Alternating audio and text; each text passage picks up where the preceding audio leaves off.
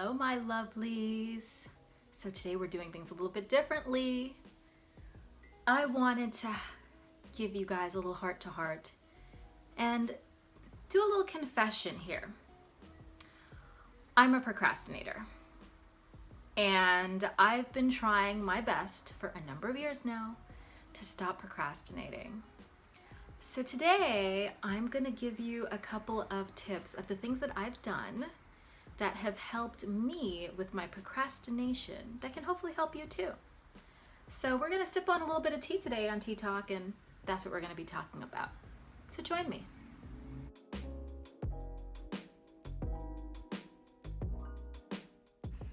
Procrastination is the devil. Let's just put that out there. I read in a book that procrastination is an act of self-hatred. And when I read that, I was like, oh my goodness. I felt like all of my dirty laundry got exposed because I am a notorious procrastinator. At least I used to be. I'm definitely trying to be different and to do better than I did before. But procrastinating and putting things off until last minute was like my modus operandum. And when you do that, eventually you get completely overwhelmed. Everything that you're doing gets stacked up on top of you, and you procrastinate more because your overwhelmed state just makes you feel like you can't do anything. So I realized that I had to put a couple of things into my life in order to improve that. So I wanted to share a couple of tips with you. Tip number 1, get organized. I was not always the most organized person, especially in my workspace. So I work from home, and I recognized that really one of the first and best things that I could do for myself, especially in terms of my business and in terms of my life, is to organize my space. That goes down to my bedroom, it goes down to my office space, it goes to everywhere that I'm going to be doing anything in my world that's going to require a certain amount of brain power and creativity. So if you are not organized, if your desk is full of a bunch of stuff, if your bedroom is full of a bunch of stuff, we actually need space in our environment in order to think clearly. And one of the things that I used to do when I was much younger was that, before I started doing homework, when I was in high school, before I started doing homework, I would clean my room. And I never thought anything of it, but now it makes total sense because I needed my space to be clear in order for me to study and to really concentrate. So if you have a little bit of shiny ball syndrome, kind of like I can have at times, having too much around you is a total distraction and will help you procrastinate even more, which is what we're not trying to do. The other thing that I've done in terms of organization is that I've started calendar blocking. If you're not familiar with calendar blocking, definitely try and implement that into your life. I'll do a video on that. But essentially what I do is that I make sure that every minute of my day, from the moment I wake up to the moment I go to bed, has designated action. So I set the time that I wake up, I set the time when I'm gonna have lunch, I set the time when I'm gonna meditate and take a shower. I mean, to the point where I set the time when I'm gonna put my phone away and when I'm gonna go to bed. And in between, I have things like, for example, I'm gonna do YouTube videos at these days. I'm gonna do my editing at these times. I'm going to work on my business at these times. I have client calls scheduled at other times. So my entire day is color-coded and blocked out for every moment of my day. I've found that on the days that I don't calendar block, I get nothing done. I literally sit around and honestly, I don't even know what I do, but I don't do anything productive. And then things start to pile up, and then I get overwhelmed, and then it ends up being a disaster. So calendar blocking has definitely made me 10 times more productive, and it has prevented me from procrastinating. So if you're not using the calendar blocking system, highly recommend that to you in order to kill the procrastination. The other tip that I can give you is to set small, achievable goals. Sometimes when we have so much to do, it can seem very overwhelming, and we just kind of turn into analysis paralysis. We don't do anything. So if you set small goals or break down larger tasks into smaller bite-sized chunks, it makes things a lot more digestible, and it makes you feel like you can accomplish little things. Doing something much small and getting it done kind of starts that momentum wheel, and the momentum continues to the motivation. So once you get that things going, it influences you to go to the next task, and then the next task, and the next task, until you have everything done. So definitely setting small goals and then moving through each task on a smaller scale instead of looking at things at a larger scale is going to be significantly helpful if you are a horrible procrastinator like I am. Now, tip number 3, I'll be honest with you, I'm not the best at, but I do try to follow it. It's setting a deadline.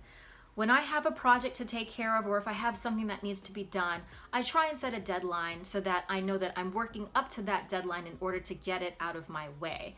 And that way I'm forced to not procrastinate because I recognize that I have this deadline looming over my head. Now, I'll be honest, there have been times when I've moved back that deadline, and that's not what I want you to do. But, sometimes our schedule just doesn't work the way that we want it to. Sometimes things come up, and we have to delay things a little bit depending on the priorities. So I try and set firm deadlines for very important things like projects or things that I have to do in terms of my business, but other things, if it's something around the house or something that I'm doing for my personal, enjoyment, I'll be a little bit more flexible with the deadlines. But setting a deadline definitely helps kill the procrastination bug. Tip number 4 is a little bit similar to tip number 3. You want to get rid of distractions, but this is a little bit different because one of the biggest distractions that we have in our life is our phones. Our phones can do so much. I mean, we can record ourselves much like I'm doing right now in this YouTube video. We can watch YouTube videos, we can watch movies, we can check our email, we can surf the web, we can do so much on our phones, and these little devices are always with us, but they are the hugest distractions ever. One of the rules that I've made with myself is that I don't sleep with any devices in my bedroom, and I have a traditional alarm clock versus using my phone as an alarm clock. So part of my daily routine is that when I'm getting ready for bed, my devices also get ready for bed, and they go get charged and get put away into a different room. So my room becomes like my sanctuary, and I don't have that distraction of the bings and the pings and the lights going off when I get new notifications. So even during the day, I set my phone on Do Not Disturb until 10:30 in the morning. So I don't want any phone calls before 10:30. I don't want any notifications or emails or anything before 10:30 in the morning. That's basically my sacred time, and it's my time that I use to get a lot of work done and be in my creative element. So put your phone away. When you know that you have things that you need to get done, put the phone someplace. We are basically addicted to our phones, and we're constantly checking whether it's our Instagram or our Facebook or our YouTube or anything that we have going on, our email, and it can end up really setting us back in trying to achieve the things that we want to get done. So get rid of the distractions, and I would definitely say the number 1 distraction is the phone. Tip number 5, which I use and I really enjoy, is to set a time for yourself.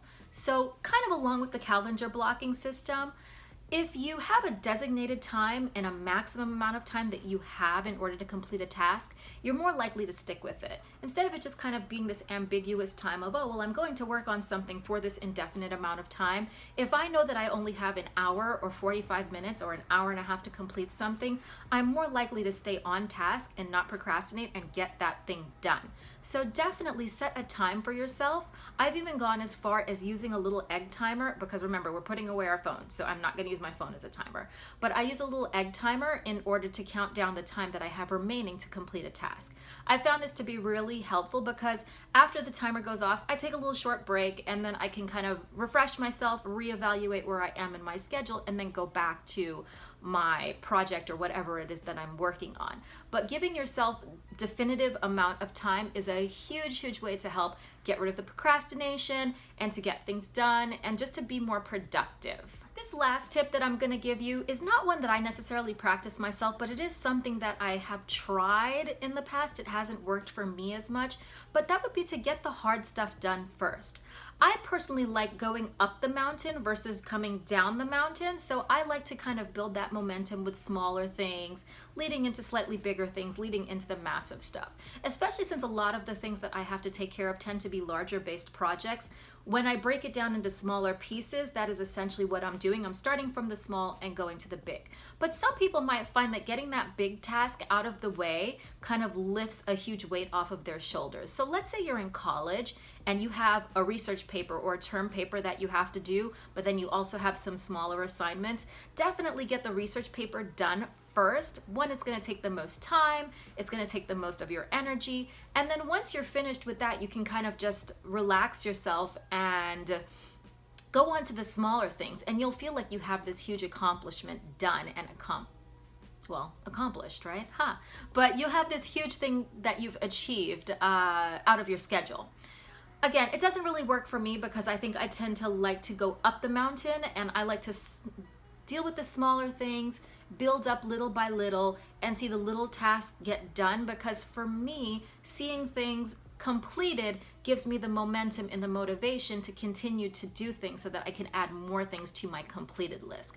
But definitely try, if you have larger tasks, or if maybe doing small things first doesn't work for you, try tackling that big item first. Maybe you have to clean out your closet and it's like, okay, we're gonna Marie Kondo this whole thing, so I'm just gonna devote my Saturday to going into my closet and completely shredding it apart and only taking the things and keeping the things that really inspire me. And that's a rather large project versus something like, I don't know, cleaning under your bed. I don't know. I don't have stuff under my bed, so I don't know if you guys keep stuff under your bed. But bigger projects might work better for some people. It just doesn't work for me, but I did want to offer that tip to you. So this was just a super quick video that I wanted to give you guys in order to get some tips that can help you get rid of that procrastination and be a more productive person. For many of us, our schedules are just so packed and we have so many things to do that procrastination can be the death of us. We can end up having things pile up on us and just becoming completely overwhelming, or maybe we're missing deadlines. If you work for someone else, it can be the difference of having a job or not if you're procrastinating on something. So these couple of tips will definitely help you kill that procrastination bug, increase your organization and your productivity, and then also just have more free time to do the things that you enjoy. So if you liked this video and if you liked this content, don't forget to like and subscribe to my channel. I will be back with more fun stuff coming on this channel that will hopefully help you maximize your life and stay organized and be a productive person, and then just also put yourself in a position where you can really enjoy the life that you have. So for now, I will say namaste as I sip a little bit more of my mint and chamomile tea. I'm Nika Mora. This is Tea Talk with Nika, and in the meantime, stay beautiful.